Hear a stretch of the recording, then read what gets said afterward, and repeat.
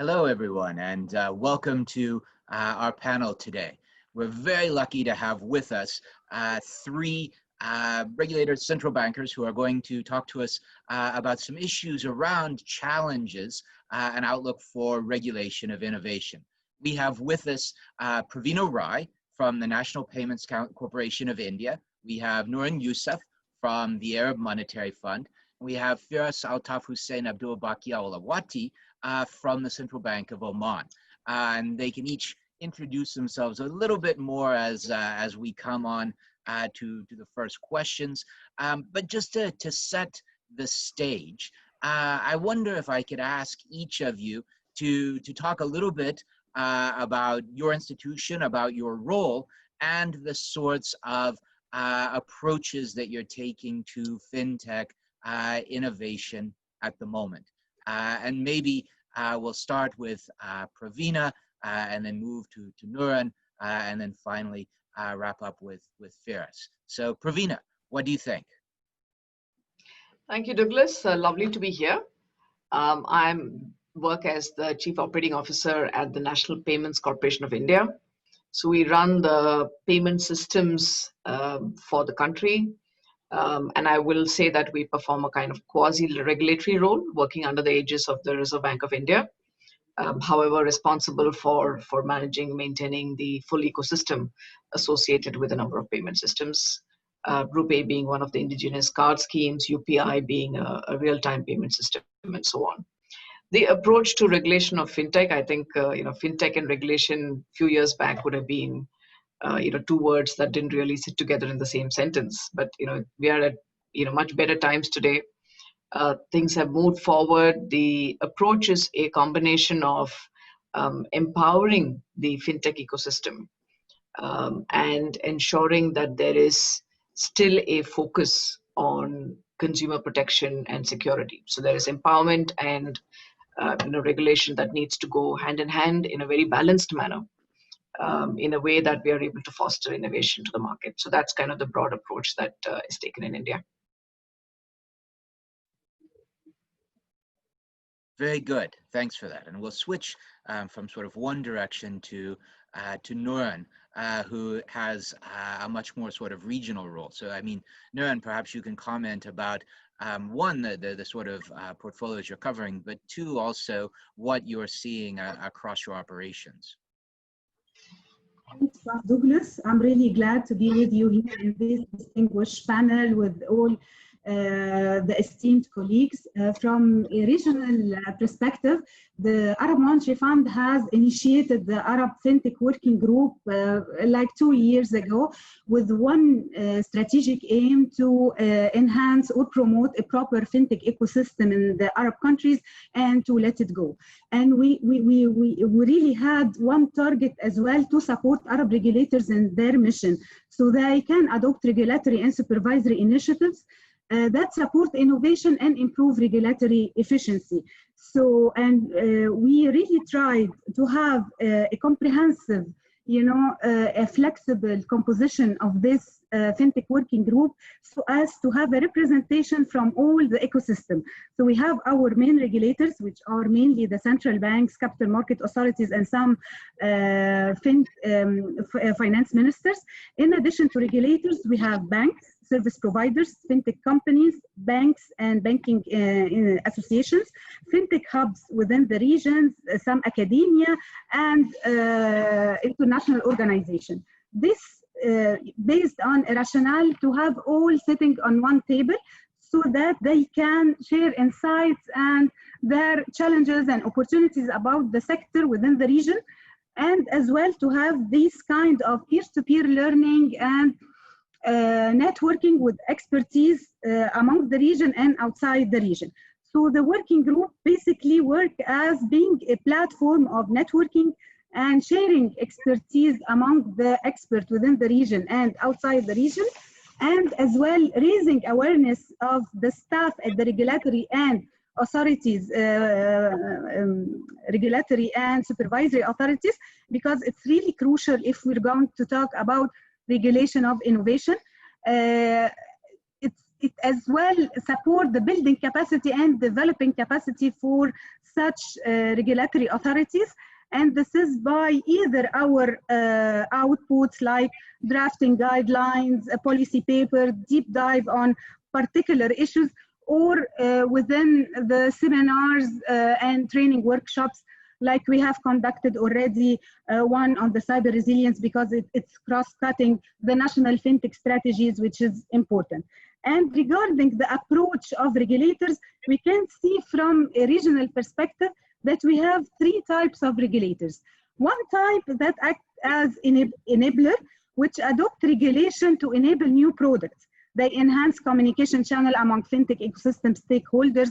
They create fintech hubs and maybe in the regulatory authority itself, and enable growing the fintech ecosystem. We have others that play the role of regulator as innovator. They really proactive on driving the innovative change in a clear agenda and comprehensive way. And we have a third type of our regulators, which are regulators as oversight or oversee what is happening and regulate the market. Very good. Thank you for that. I think it's good to see the sort of breadth of the parties involved, and we'll talk about some of the issues coming back. Firas, over to you. Thank you very much, Douglas. Thank you, everybody. Very good morning and very good afternoon to everybody. Depends on the time difference. To be very honest, it's a pleasure to be a part of this panel discussion on the FinTech Fair, virtual FinTech Fair. You know, I'm heading the FinTech Committee at the Central Bank of Oman, and of course, Central Bank of Oman is the national central bank of the country. You know, as a FinTech Committee or at Central Bank of Oman, we are looking at promoting and establishing, and the development, to promote the development of the FinTech sector in the country. Of course, within our mandates at the Central Bank of Oman, because there is another entities who somehow could touch also on the FinTech side. You know, our ultimate goal is to facilitate new enablers, and related frameworks that could address the market needs. And not only the market needs, but also the developments, and to support the drivers underpinning emerging, technological innovation and developments, to the local sector, to the local market, in order to help them or to support those institutions to deliver a creative, sort of a banking and financial services. At the central bank, we have our priorities plan for the development and enhancements of innovation, in the financial sector, especially taking into consideration the rapid strides that the sector has been making globally and also regionally, and our continuous, contribution to support the financial inclusion and, of course, the overall economic growth. So how we are approaching, as a regulator, how we are approaching FinTech. So we're working towards establishing, a FinTech ecosystem in the country. That's a comprehensive and nurturing sort of an ecosystem in the country. Why? So we can enable and again support the FinTech startups, SMEs, banks, technology firms, to develop sort of an innovative solution, which will eventually, of course, contribute to the country's economic growth, creates new job opportunities, attract maybe venture capitals, angel capitals to the country. There are many objectives, to be very honest, we're working toward it. So we're working also on capitalizing on the local talents within the country. We want really to, contain the local talents within the country. So we need to capitalize, we need to incubate, we need to accelerate. Earlier the regulator role was only to set the rules and to make sure and overseeing, but now I think it's a bit different. Now we need to work hand in hand, to support these innovations, to support the entrepreneurs. And of course, our objective is to work toward the financial integrity, promote society with less cash, and financial inclusion. Of course, to achieve all these, CBO have Central Bank of Oman has taken steps, a couple of steps, and one of these steps is the basically constitution of the FinTech Committee, the formulation of the FinTech Committee, and that shows the executive management support towards the development and innovation in the FinTech, in the financial technology space. So we have introduced a number of, I would say, strategic initiatives that support FinTech in the country. So I'll give just quick examples about them. For example, FinTech Development Framework, which basically a holistic plan that targets, all bases and enablers in the sector and the country, which we call it under the Amman FinTech ecosystem.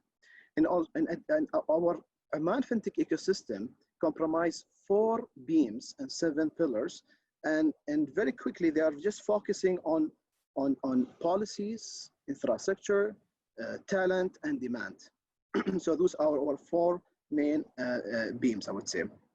Also, we worked on the introduction of a regulatory framework that could help in attracting and catalyzing, the innovation in the sector, such as the FinTech Regulatory Sandbox, which provides some temporary regulatory exemptions for the FinTechs for ready products, of course. Of course, we're working on the other hand on the development of the national infrastructure, enhancing the integration between the different national entities within the country, sort of a collaboration between the national entities within the country. Moreover, in 2018, there was a royal decree to issue a national payment system law, and then a sub-regulation or the regulation, the secondary law, has been issued in 2019 by our Board of Governance. And the key aspect of this law is that CBO license the payment service providers, non-banks, FinTech company considered, or to provide payment services to the public. So this was a very quick overview what we are doing in this space, how we are approaching it as a central bank. Yeah, thanks very much for that. I think you've highlighted very much what I think my team and I are finding are the key elements when we're thinking about a sort of FinTech innovation development strategy. It's the infrastructure, it's the regulatory framework, it's the sort of wider ecosystem. And Firas, I mean, from that framework, if you're looking out, what are your sort of key focuses now and over the next 2 or 3 years? Well, when we look into our, I would say, 1 to 2 years of main areas or main focus area, we are focusing on building a dynamic financial ecosystem, a dynamic, ecosystem that will really foster the financial developments, thus providing sustainable support to the competitive and diversified sort of an economic sector. We always make sure that whatever initiatives and objectives we are working on, they are aligned and in sync with our national 2040 vision at a country level. We make sure always they are aligned, which focus on a number of national priorities. As an example, we make sure that we enable and support the national priorities of economic diversification, physical sustainability, and also to support the SMEs and entrepreneurs. But of course, we need to make sure, like when we support SMEs and entrepreneurship, when it comes to the FinTech, practically who are based on innovation, on the new things, innovative idea, advanced technology. So if I want to summarize about our key focusing area in the next 1 to 2 years, it will be around the adoption of dynamic law and regulation. We're going to talk about development and engagement of national innovative talents and skills. I'm going to say we're working on support the collaboration between the education and academia and the FinTech. We need to make sure like whatever graduates we get matches the needs of the market, or let's say of the new market needs. And also the attraction of considerable and sustainable investments to the sector. Thanks very much for that. And I think you've highlighted a very important point when we talk about talent. And it's something that, for me, it's more than just talent. It's actually supporting a sort of wider research and development ecosystem, which talent is one aspect, as is financing and the wider environment.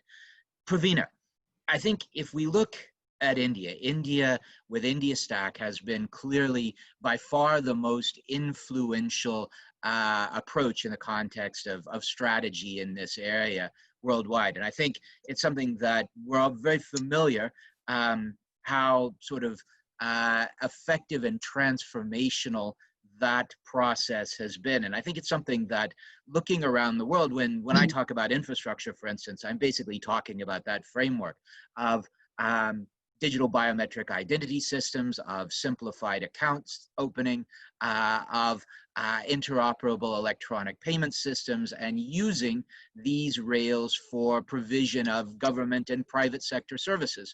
And so from your standpoint, in the context of NPCI, what are you focusing on now, and sort of what are your next steps, both as NPCI, but also from the standpoint of the wider Indian FinTech ecosystem? Yeah, that's great, Douglas. You hit the nail on the head. The India Stack has been the core foundation on which a lot of FinTech growth in India has taken place.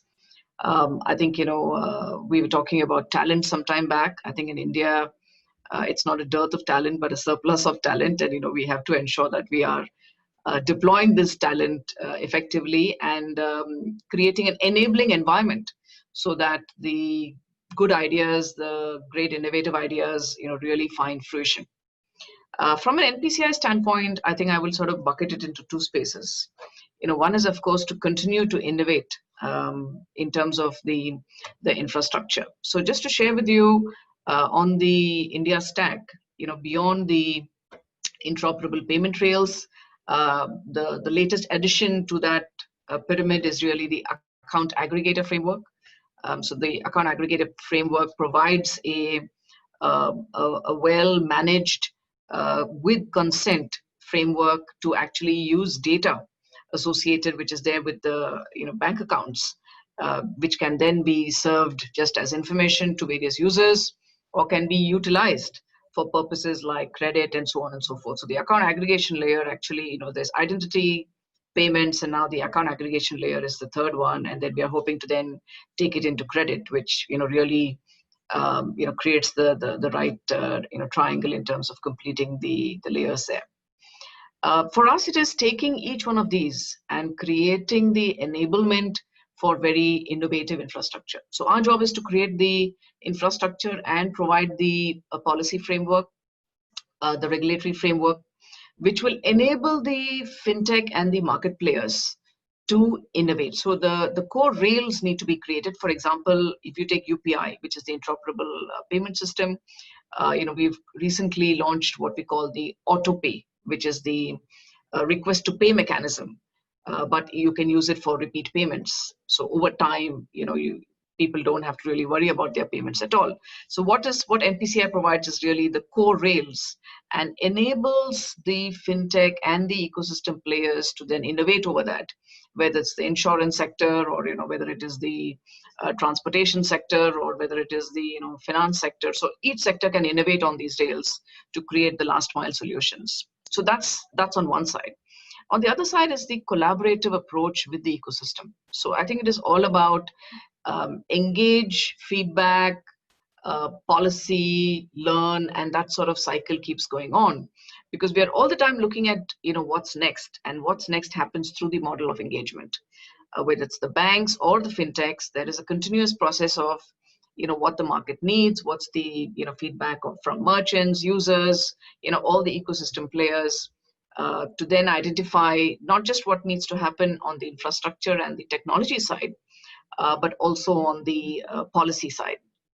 Where do certain controls need to be put in place, and where do they need to be opened up? And I think that continuous process continues. I would also add to that is the sort of the FinTech enablement acceleration program. So the Reserve Bank of India runs what we call the sandbox, and it's a policy sandbox. So one could actually provide ideas into it which enable thought process and think tank work on policies.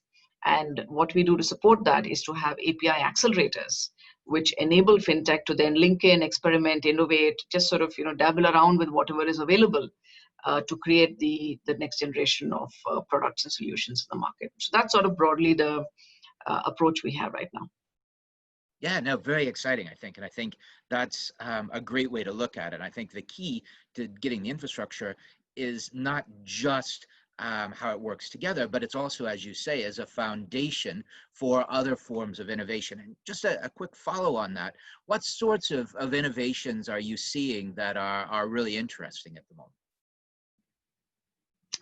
So we have set up our innovation lab, and we really believe that there's a lot of work that artificial intelligence can do to solve problems around risk management, around security, and many other layers thereof. So working closely with analytics in terms of the outcomes that can arrive there.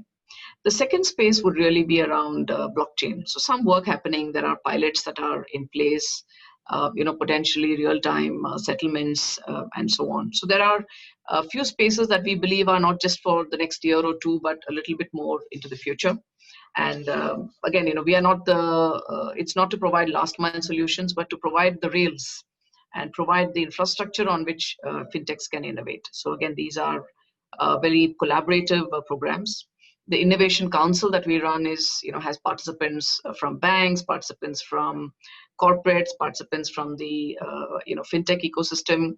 So these are the best brains coming together to really figure out what we need to do next. Yeah, very, very exciting. Nouran, turning to the Arab FinTech Network and the work that you're coordinating.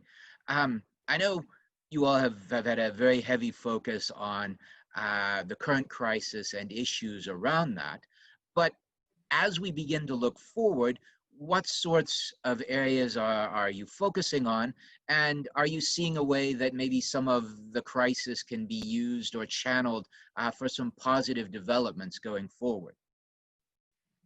Definitely, yes. The COVID-19 repercussions had a lot of opportunities regarding the Arab countries and how they really reacted to the pandemic and the crisis. So for this perspective, we see many Arab countries have done a lot of investment in advancement and progress in the regulatory framework regarding the digital payments, the wallet payments.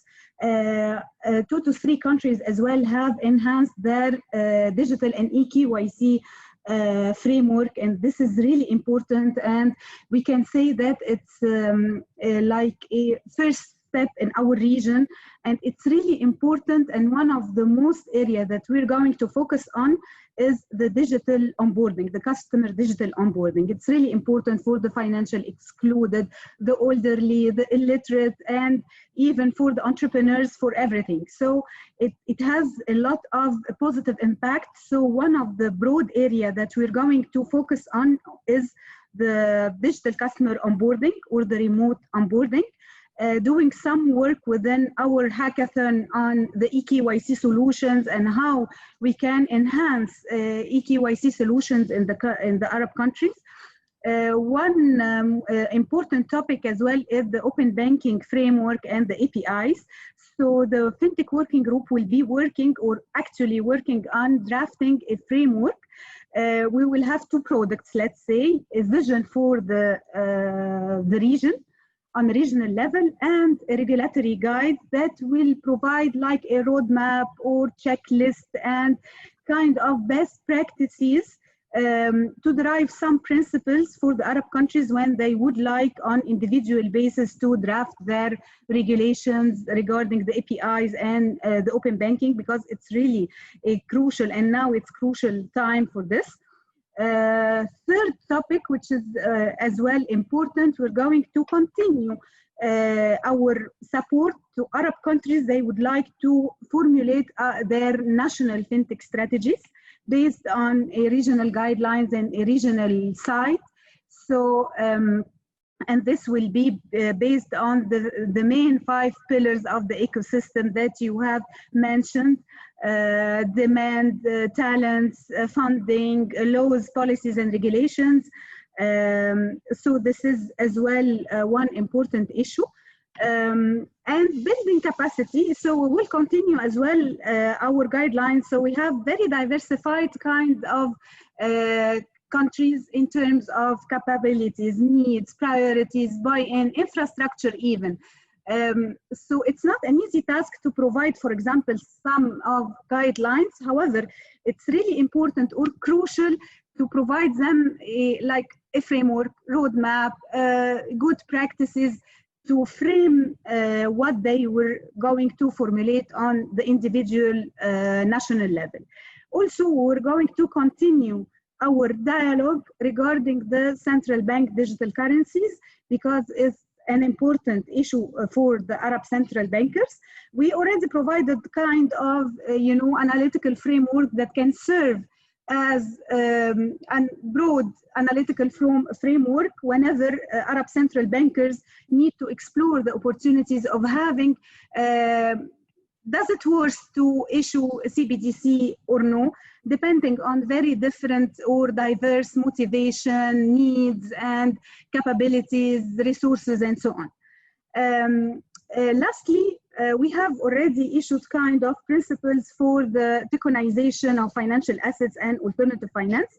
However, we need to do a lot of work and a lot of support to our Arab countries regarding the alternative finance in terms of practices and regulations, because it's really, we can gain a lot of opportunities from the alternative finance for financing entrepreneurs and financing, using the FinTech for finance. Thanks, Nouran. And I think that's a really exciting agenda. And I think something that I'm seeing is we're looking at the implications of this current crisis.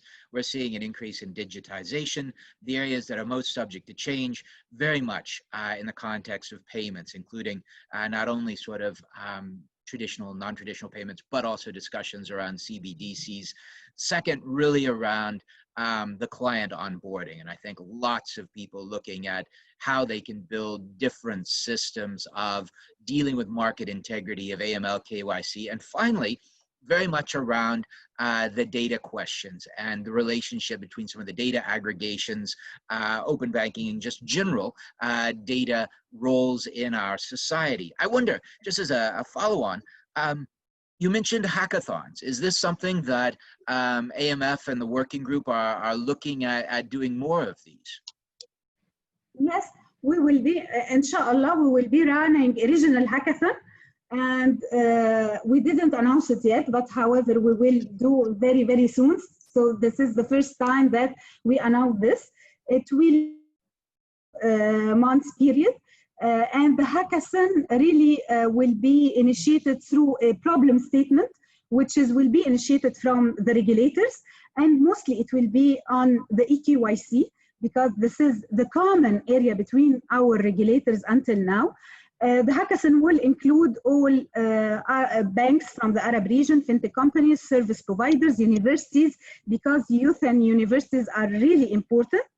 And we will have judges from the regulatory authorities and the industry experts, and the field experts as well. So this hackathon aims to embrace FinTech innovations for new business opportunities and create FinTech ideas and so on resolving this problem statement regarding mostly the eKYC. We didn't finalize yet because we need to consult with Arab central banks. And it will, bring some of a partnership on new solution with banks, FinTech companies, and so on. How it works, we will be announcing the problem statement after consulting with the Arab regulators. And then we will be through the prototype of solution by FinTech startups in collaboration with banks and so on. We will be having as well a series of webinars, and we will be concluding by some awards for the winning solution. That sounds very exciting. I think it's something that we're seeing more and more use of this tool. We have the sort of G20 BIS hackathon, which I think is really interesting. I think the idea from a policy and regulatory standpoint is identifying problems where we as policymakers, we as regulators have challenges, and then asking for people to build solutions to those problems, I think is potentially very powerful. And Firas, that takes me really to, you had highlighted in your own work with the FinTech Committee and some of the initiatives in ecosystem building there, some of the efforts in not only dealing with innovation in your work, but also trying to be innovative as a financial regulator. And so from your experiences, what sorts of innovations in financial regulation or innovation and approaches to innovation from a regulatory standpoint are you seeing, and what are you all trying yourselves, and what sort of experience are you having with those? Well, I think this is a very interesting question. In fact,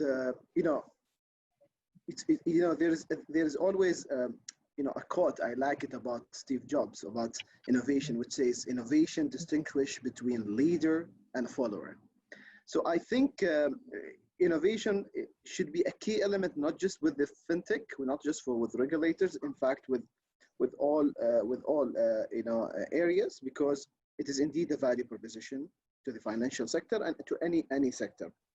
However, how this is happening in our country, so we believe that innovation helps the financial institutions to be creative. So as a regulator, when we promote innovation, that means it will be followed by the licensed institutions, financial institutions. So they will be also creative, they will be also innovative. So that will eventually help them to create a new verticals and new business models and new services using the emerging technologies, which will, at the end of the day, will be a new investment opportunities to them. So it creates an advantage in the banking sector. It will in the financial sector. It will improve their services. It will address a lot of risks, as Nouran said, as you said also, about the eKYC, the digital onboarding. When we have it on a digital fashion, it will reduce a lot of risks, of having, I would say, not a proper mechanism or approach of onboarding customers that might not be complying with the AML and CFT law and so on. Also, it will eventually, help the institutions to meet the customer expectations and satisfaction. So in our role, we facilitate and support the digital transformation, not only with the banks, but banks also are using, to be very honest, cutting edge technologies when it comes to the mobile banking, electronic wallets, and so on. But if we come to Central Bank of Oman, we have the regulatory sandbox, FinTech regulatory sandbox, the innovation hub. We're working on the innovation hub. To be honest, it's not yet launched, but we are on the process of building the innovation hub in collaboration with the relevant key government entities to sort of collaboration.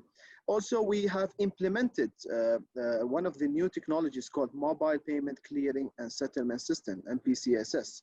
And this is also supported the banking and the financial sector to integrate and to provide a new services when it comes to payments and so on.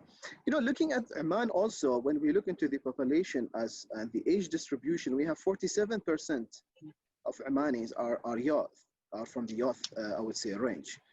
We have a good internet penetration rate, mobile connection rates in Oman is pretty high. Those are all facts will support and complement, to work toward more of creating more of demand, in the sector to support and drive innovation. So we will have multiple of initiatives. We believe through this we will support the innovation in the sector.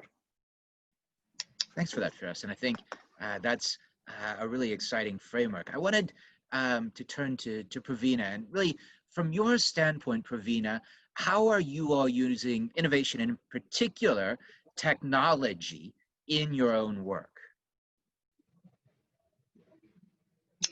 So if we look at the vision mission statement of NPCI, it is to serve 1 billion people, that's the population of the country, with at least one of the digital payment systems, and to be one of the best payment systems globally. So if you look at the kind of payment systems in play, we have something that is the infrastructure that is focused towards the financial inclusion segment. And this is really based on biometric identity.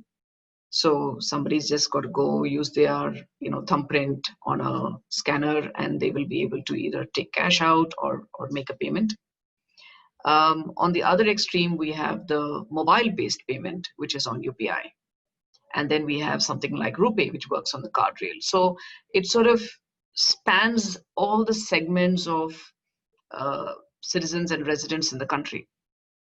However, in the current context, we realize with COVID and all the associated requirements to stay safe, pay safe, and reduce contact, that there's something that needs to happen around each one of these systems to support these requirements in the coming few months. So for example, if you look at the Aadhaar payment system, which is the biometric one, we are moving from just fingerprint-based biometric to facial authentication. So that's in pilot stage. And we want to see how that works, because that's not going to have any contact.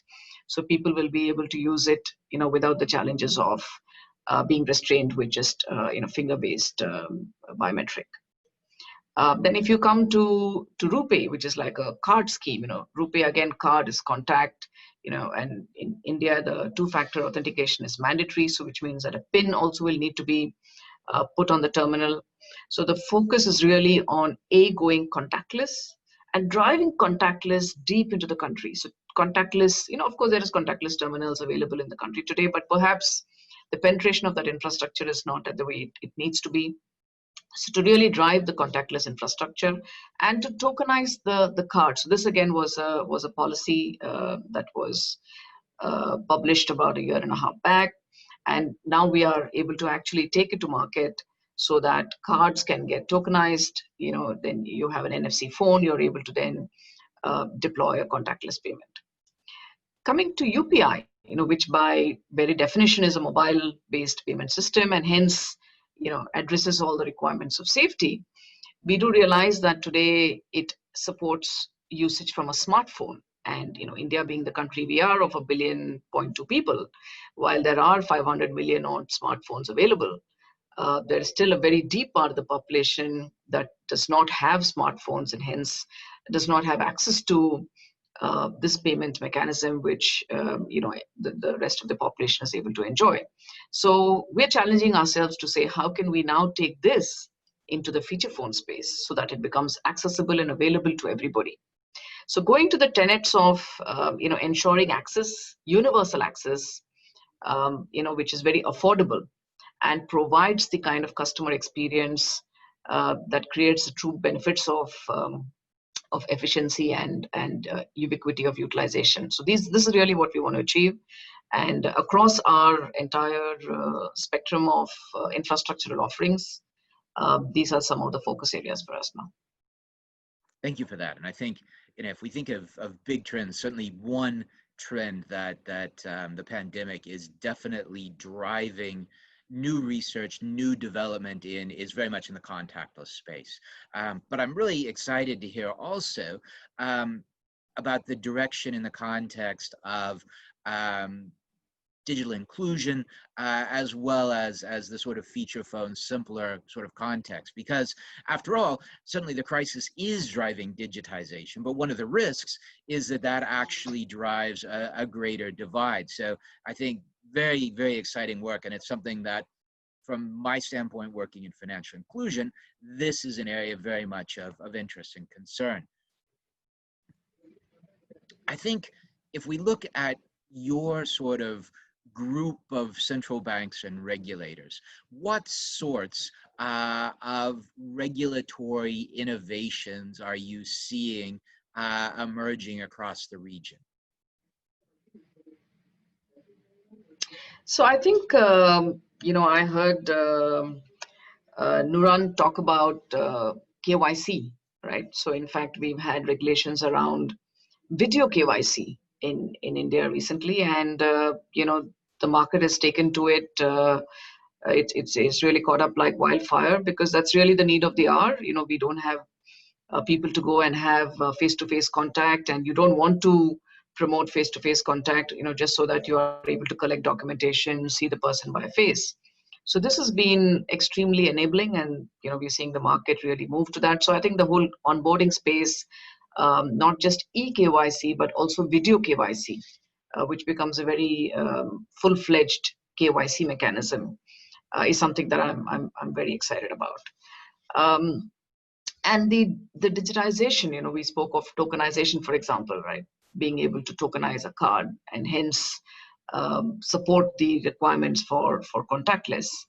And I think we're seeing this across the board. So real-time payment systems itself is an innovation that perhaps is there in a few countries, not yet all prevalent, but every market is somewhere on the roadmap of getting there.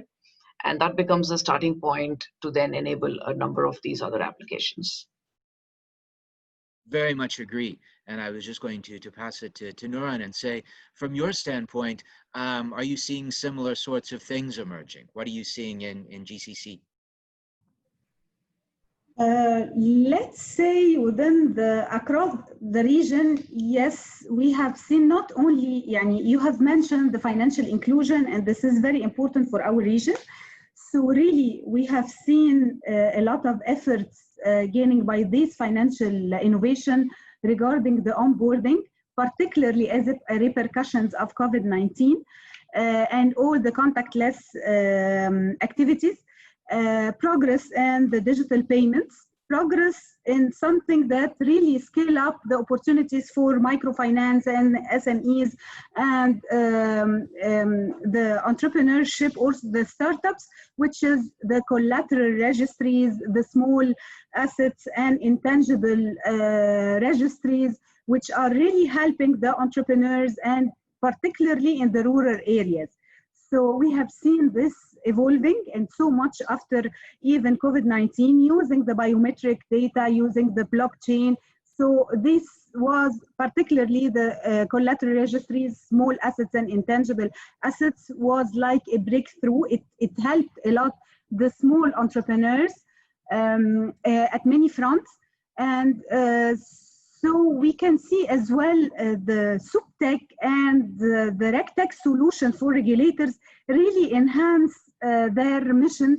It's not used so much in our region. However, many of our Arab central banks are keen really to use the SupTech and the RegTech solutions for the compliance, the reporting, and they are really keen to explore more and use this territory. And that's it. So our main breakthrough is regarding the remote onboarding and the entrepreneurial projects and so on. Thanks very much, Nouran. And I think we're unfortunately coming to the end of our time today. And I'd just like to ask each of you, just very quickly, if you had one message for fintechs and others looking at new technologies and innovations and dealing with regulators such as yourselves, what would that be? Firas. I think the key word to answer this question is again the collaboration. We need more of a collaboration between the mix, regulators, technology companies, fintechs, education, and so on. Because when we have to keep in mind, it's not about just policies, it's not just about regulation, enhancing it. No, it's about the whole ecosystem, how we can all support the fintech innovation, the new entrants, okay?